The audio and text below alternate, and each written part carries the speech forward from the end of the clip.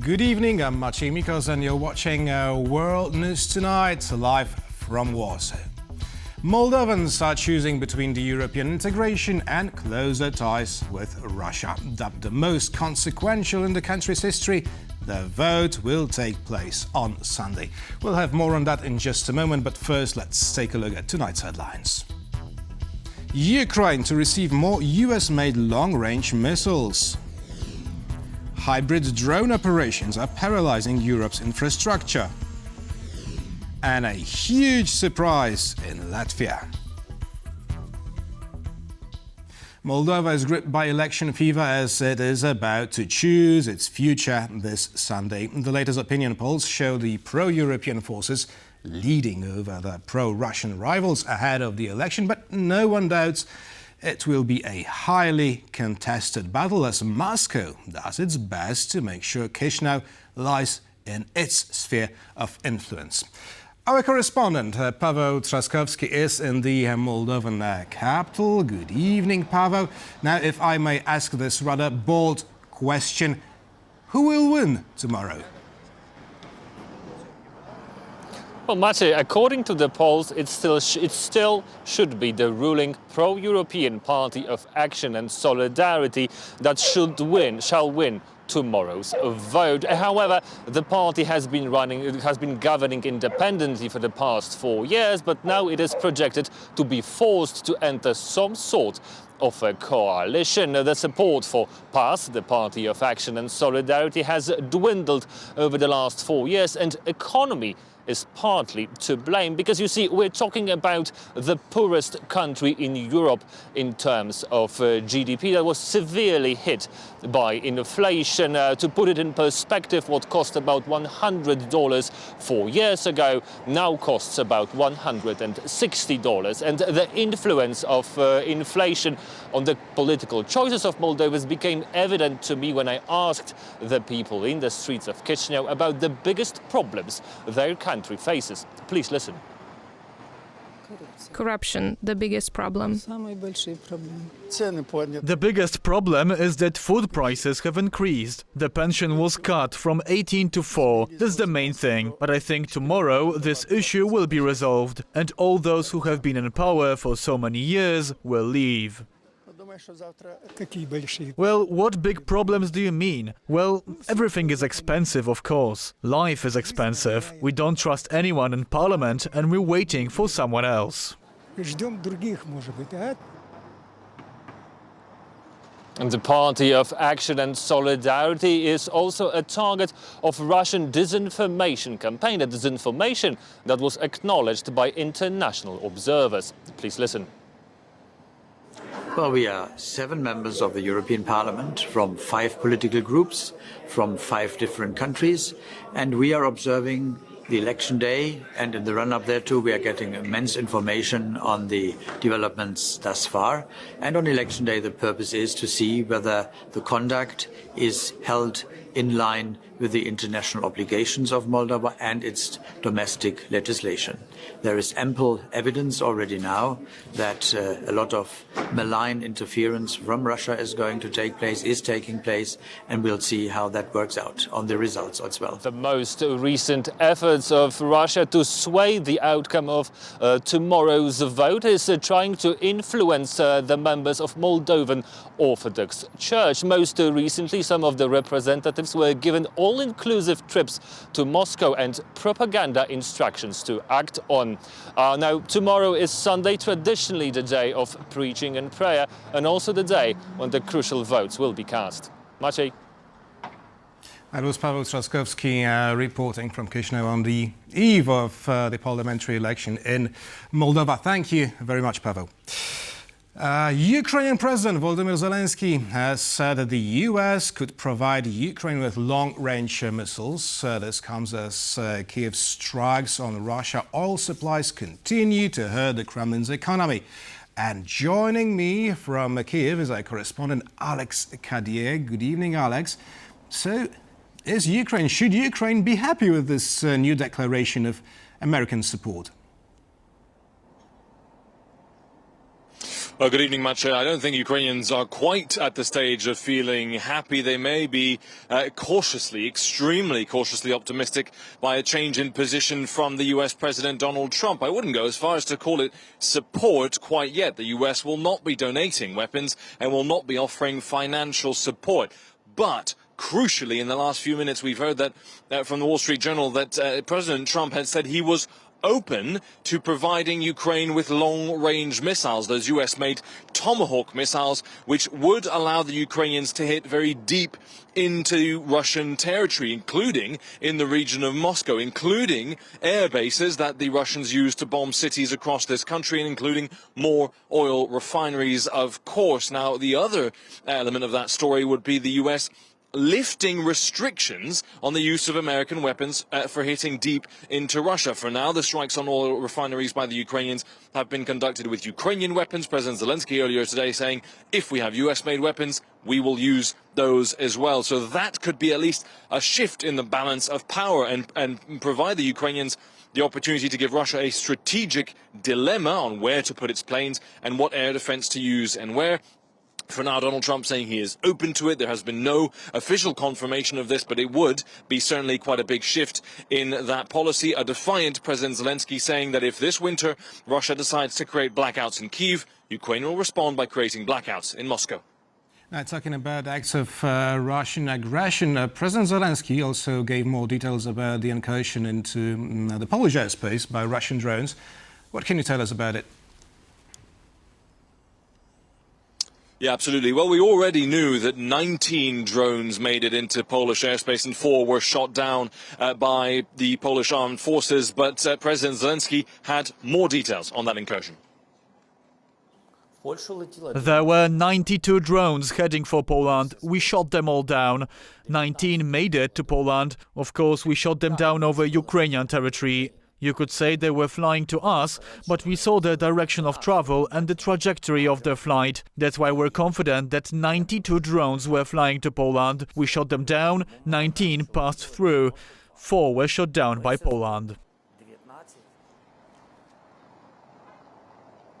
So clearly there that a much larger number targeting Polish airspace, 92, the vast majority shot down by the Ukrainian forces. That according to President Zelensky. He was asked actually a few days ago about his response to the European reaction to these incursions. He called it a very weak reaction. We've seen 4 of those 19 drones shot down by Polish F-16s, but that method of shooting them down remains extremely expensive, which begs the question, does Europe have what it takes to defend itself against these drone incursions from Russia? So far, the answer seems to be no. Well, President Zelensky adding again that Ukraine is helping its European partners with plans and preparation and training and technology to defend its airspace. They are developing new interceptor drones here in Ukraine. Those, I'm sure, will be of great interest to Ukraine's European allies. Maciej.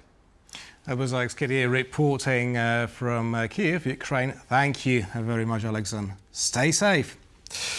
More drones were spotted over Danish military facilities last night, and this is the 4th time this week that drones have flown over Danish infrastructure, forcing temporary closures of several major airports. On Saturday, another drone paralyzed the Schiphol airport in Amsterdam. Kazimierz Wysiak reports on the new stage of hybrid war and NATO's preparations to defend its skies.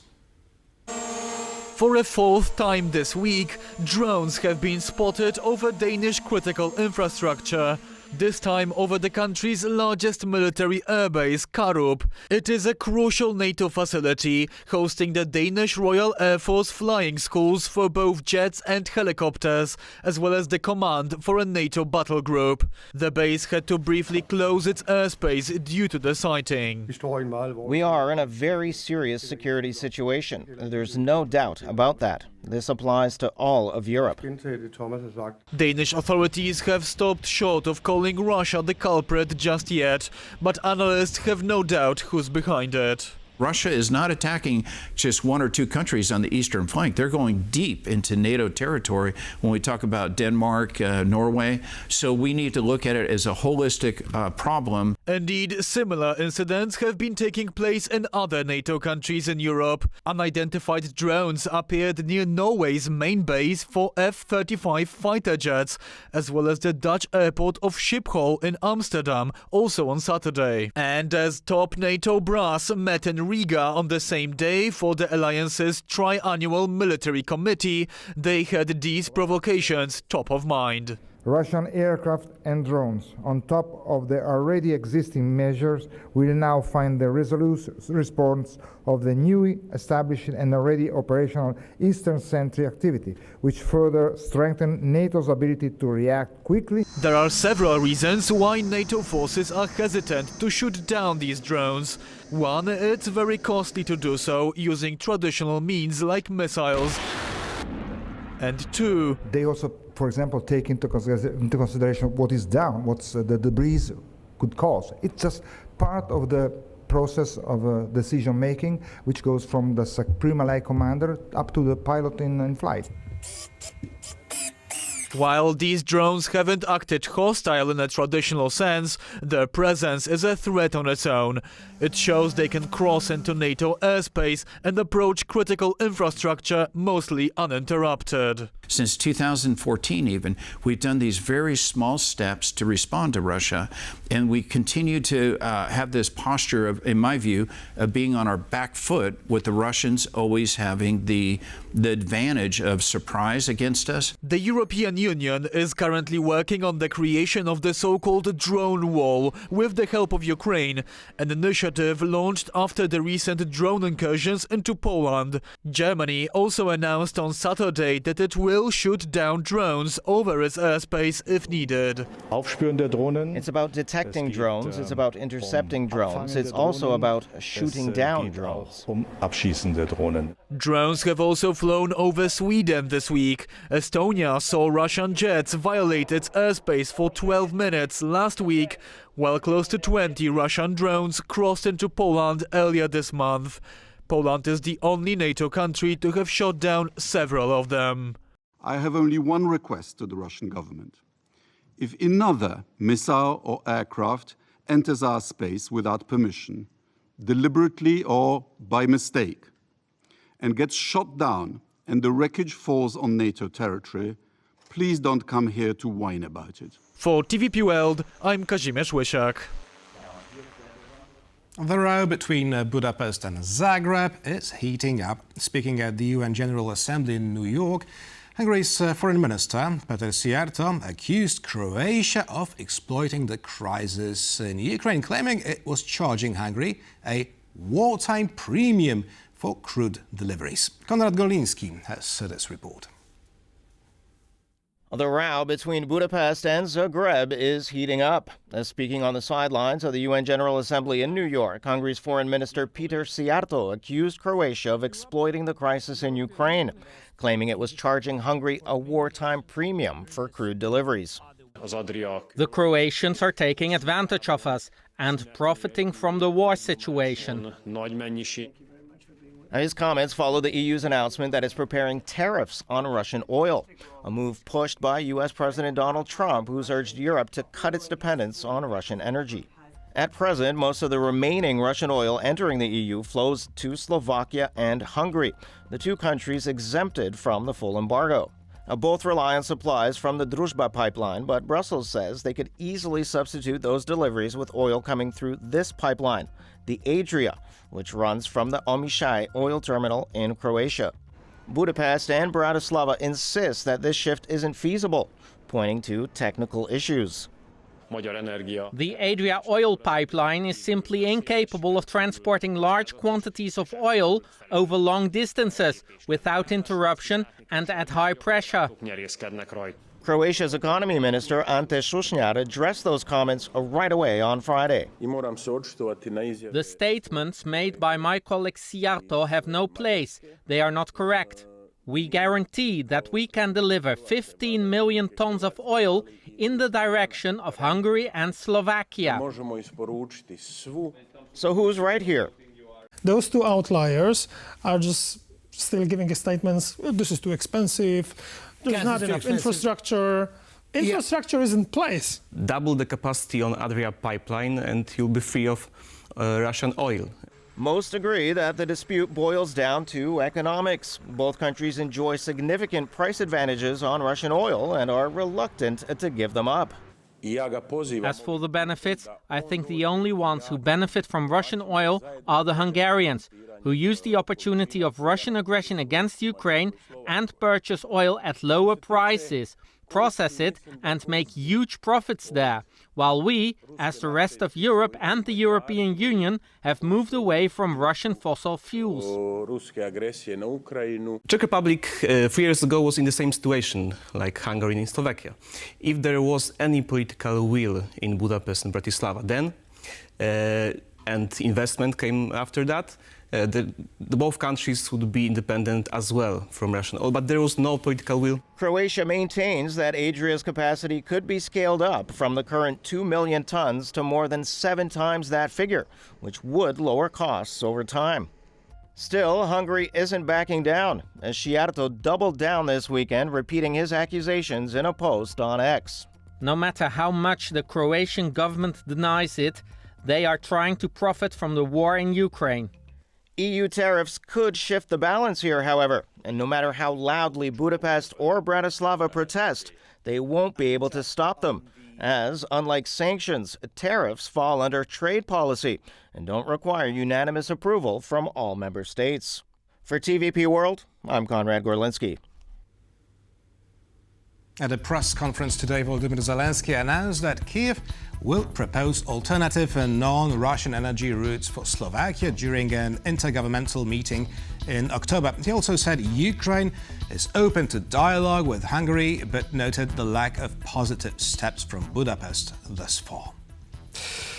Now on to emotional scenes in Warsaw as political prisoners freed by the Belarusian regime speak out for the first time since their release. Washington sent a delegation to broker the deal earlier this month with a group of journalists working for independent media outlet Belsat, among those let go. Anastasia Yanchenko reports. This is Irina Slavnikova, Pavel Mazejka and Pavel Badabet, former political prisoners in Belarus and journalists from the independent Belarusian media outlet Belsat. On September 11, they were released following a visit of U.S. delegation to Minsk. On Friday, they held their first press conference since release, sharing their stories from Belarusian prisons. One day, they simply told me to pack my things, and without any explanation, they drove me somewhere. At first, I thought they were going to add another case, extend my sentence. They told us nothing. But when I saw the Lithuanian-Belarusian border, only then did I realize that freedom was near. They were jailed for one reason only: their work in independent media and their stance against the Lukashenko regime. I was filming and reporting on the marches in 2020. From that moment, they began to jail journalists and ordinary people en masse. And then, when I was returning from abroad with my husband, I saw a border guard who looked through the phone, then looked at me and said something over the radio. I immediately realized that I was about to be arrested. However, most of those freed are not happy about being driven out of the country, with Pavel calling it forced deportation. He was on the same bus as Mykola Statkevich, one of Lukashenko's key political opponents.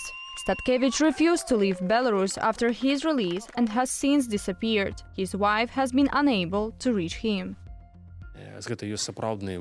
No one asked us whether we wanted to stay or leave. We were simply taken out. Nikolai Statkevich just refused to go any further. Asked to get off the bus. There was some sort of argument between him and the security forces. They stepped out, and that was it. After that, I don't know anything. Belarus ranks among the world's toughest countries for press freedom, with at least 31 journalists currently behind bars, according to the Committee to Protect Journalists. 5 years after Lukashenko's fraudulent 2020 election, journalists face an even harsher crackdown, including prison sentences. The fight for journalists' release continues. Andrzej Poczobut, a prominent journalist from the Polish minority, remains in a Belarusian prison, where he has been held since 2021. Diplomacy and independent journalist organizations continue to fight for his release. For TVP World, Anastasia Yanchenko. And now on to a sweet surprise in Latvia, with the growth of what could be the country's largest ever and most determined watermelon. The 46-kilogram giant has reached its enormous size despite a cool and rainy summer. In Latvia, where pine forests stretch for miles and the Baltic winds sweep through historic Riga, no one expects the star of the season to be a watermelon. Yet one farm in Lakava has grown a melon so massive, it's rewriting expectations. Let's weigh this little friend. Now, watermelons are heat-loving fruits, traditionally grown in warmer climates, but they have become more popular among Latvian growers in recent years. And this year, despite a rather wet and cool summer, one family farm may have broken the country's record. A 46.08-kilogram behemoth. That's what the owners of the Dimzavoti farm, Maris Limbergs and Las Makadike, managed to grow this year. The secret? As an experiment, we left just one watermelon on the vine. Maris's melon, however, is still a far cry from the record-holding 159-kilogram Carolina Cross beast, grown by Chris Kent of Sevierville, Tennessee, back in 2013. But this is still an incredible achievement considering the Latvian climate. Not all growers were so lucky in Latvia this year. This is what a family of homesteaders were able to pull off in this year's conditions. I mean, freaking huge, honestly. Look, check this out. I mean, seriously, look at these. Giant watermelons are impressive, but they aren't usually prized for their flavor. This one, however, also surprised in that domain. It's sweet. Good. About 7 out of 10. We thought it would go to the birds, but no, it's perfectly edible. So, while it may not rival America's record holder just yet, Latvia's farmers are proving their melons can punch well above their weight. For TVP World, I'm Konrad Gorlinski.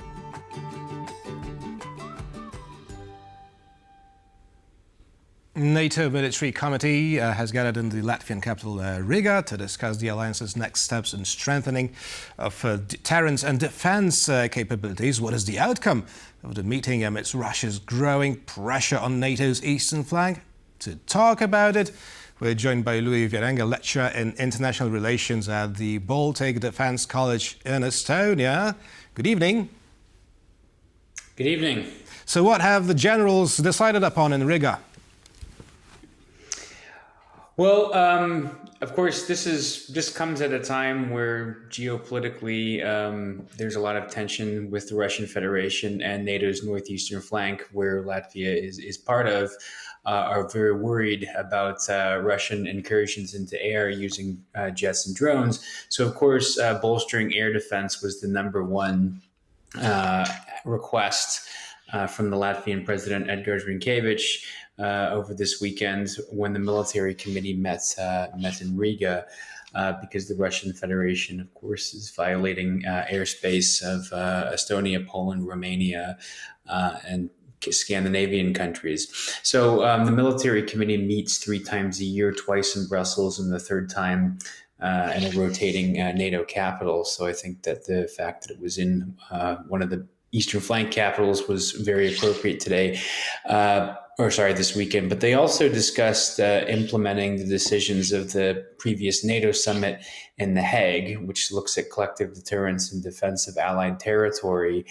And one of the things, in addition to air defense, that they spent some time discussing is the 5% commitment, not from the political level, of course, but how that will be spent in order to protect critical infrastructure, to defend networks, and make sure that civil preparedness and resilience is is being met, and that's really key and crucial for Poland and the Baltic states due to their defense structures. For example, Latvia has Zemesardze and Estonia has Kaitselit, the reserve forces.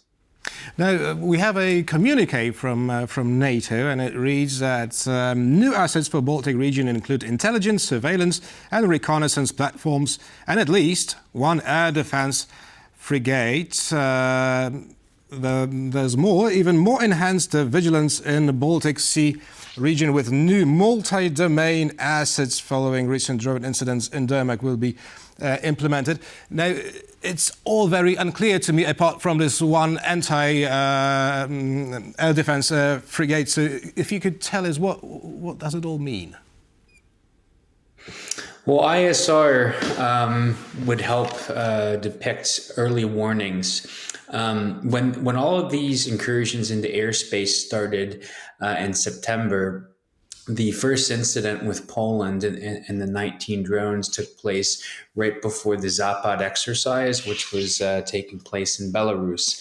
And most people felt fairly, or most commentators and practitioners felt fairly confident that this exercise in the 2025 iteration would not be used as a springboard to send troops in kinetically to challenge the territorial integrity of one of the Baltic countries or Poland, or worse. But that does not mean that they might not try and force posture there in the future, because I think that Russia is going to, and it is looking at the individual response of each member state, as well as American allied response to each and every one of their provocations, including what happened during the most recent Zapad exercises. So early warning indications. Let me interrupt you here. So it's not like it's NATO deciding how to respond. It's each particular country deciding upon that? Well, I mean, if you really think about it, that's what NATO is. I mean, NATO is 32 individual countries that meet in a multilateral format through different military and civilian committees.